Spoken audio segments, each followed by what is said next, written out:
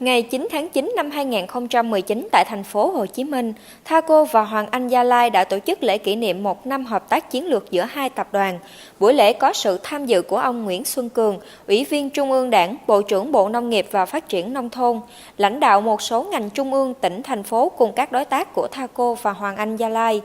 Ngày 8 tháng 8 năm 2018, Thaco ký kết thỏa thuận đầu tư với Hoàng Anh Gia Lai để đầu tư chiến lược vào công ty nông nghiệp Hoàng Anh Gia Lai HNG. Sau hơn 1 năm hợp tác, tổng số tiền Thaco đã đầu tư là 22.194 tỷ đồng, gần 1 tỷ USD. Đến nay, Hoàng Anh Gia Lai đã cơ bản ổn định dòng tiền và tập trung đầu tư phát triển nông nghiệp. Về sản xuất trồng trọt, nhờ nguồn tài chính từ Thaco, HNG đã chuyển đổi và phát triển vườn cây ăn trái. Về logistics và phân phối, Thaco đã phát triển chuỗi giá trị logistics với dịch vụ vận tải nông nghiệp chuyên dụng, phục vụ cho việc xuất khẩu trái cây. Về quản trị, với vai trò là cổ đông lớn có 35% cổ phần, Thaco đã hỗ trợ HNG tái cấu trúc toàn diện, bổ sung nhân sự lãnh đạo có tâm và có tầm của tập đoàn Thaco vào Hội đồng Quản trị và Ban Tổng Giám đốc HNG để cùng tham gia quản trị điều hành.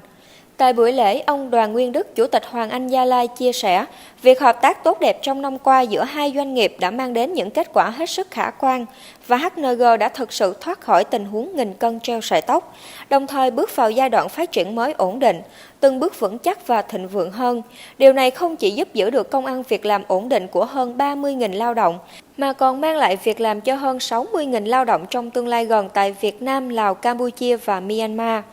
Phát biểu tại buổi lễ, Chủ tịch Thaco ông Trần Bá Dương cho biết lễ kỷ niệm đánh dấu sự hợp tác thành công bước đầu của Thaco và Hoàng Anh Gia Lai. Trong hơn 1 năm qua, Thaco đã nỗ lực thực hiện hơn cả cam kết nhằm đạt được mục tiêu cao nhất mà hợp tác chiến lược đề ra, giúp Hoàng Anh Gia Lai vượt qua giai đoạn vô cùng khó khăn, đồng thời còn thực hiện được một phần chiến lược mang tính đột phá để phát triển trong thời gian tới, nhằm đưa công ty nông nghiệp HNG sớm trở thành một tập đoàn nông nghiệp có quy mô lớn, theo hướng công nghiệp, tuân thủ nghiêm ngặt các tiêu chuẩn an toàn thực phẩm, tạo ra chuỗi giá trị cây ăn trái nhiệt đới trong ngành nông nghiệp Việt Nam, tham gia thị trường toàn cầu, góp phần cùng nhiều tập đoàn sản xuất kinh doanh nông nghiệp khác đưa nông nghiệp Việt Nam đứng vào top 15 nước phát triển nhất thế giới.